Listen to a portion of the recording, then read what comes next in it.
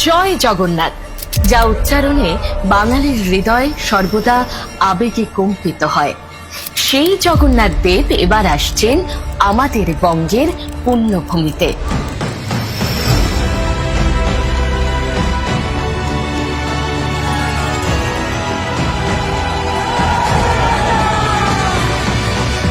দীঘার দিগন্ত বিস্তৃত নীল জলরাশি বালিয়ারি ঝাউবনের সারির সঙ্গে যুক্ত হতে চলেছে কলিঙ্গ স্থাপত্যে গঠিত জগন্নাথ মন্দির। মন্দিরে প্রবেশের জন্য রয়েছে 4টি দুয়ার। সমুদ্রের দিক থেকে এই মন্দিরের মূল ফটক দিয়ে ঢুকে সামনেই রয়েছে দীপস্তম্ভ, সেই সঙ্গে চোখে পড়বে অরুণ স্তম্ভ। অরুণ স্তম্ভের ঠিক বিপরীতেই সিংহদুয়ার। সিংহদুয়ারের পেছন দিকে রয়েছে ব্যাঘ্র দুয়ার। মন্দিরের দিকে মুখ করে দাঁড়ালে বাঁ দিকে হস্তি দুয়ার, ডান দিকে পড়বে অশ্বদুয়ার।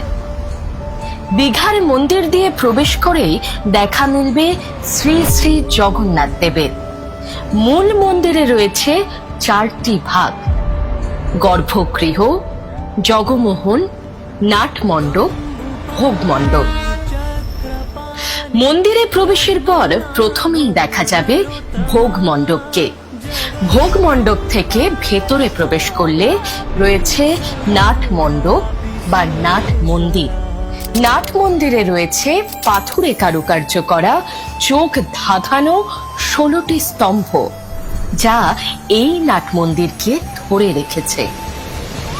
নাট মন্দিরের পরেই রয়েছে জগমোহন, যা দাঁড়িয়ে রয়েছে 4টি স্তম্ভের ওপর। নাট মন্দির ও ভোগ মণ্ডপের মাঝখানে রয়েছে গরুর স্তম্ভ। গর্ভগৃহে তৈরি করা হয়েছে বেদি, যেখানে একসঙ্গে আসীন হবেন মার্বেলে তৈরি জগন্নাথ দেব, বলভদ্র ও সুভদ্রা দেবী। তবে রথের দিন দারু মূর্তি নিয়েই হবে রথযাত্রা। এছাড়াও মন্দিরে থাকছে জগন্নাথ দেব, বলভদ্র, সুভদ্রা দেবীর শয়নের জন্য 3টি সুদৃশ্য খাট।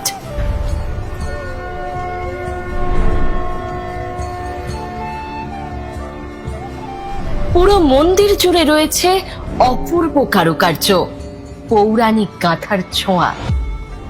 আগামী 29শে এপ্রিল মন্দির প্রাঙ্গণেই হবে মহাযজ্ঞ। এরপর 30শে এপ্রিল অক্ষয় তৃতীয়ার পুণ্য মুহূর্তে দ্বারোদ্ঘাটন হবে জগন্নাথ মন্দির। এই দুদিন প্রত্যেকে সাক্ষী থাকুন আধ্যাত্মিক দর্শনের।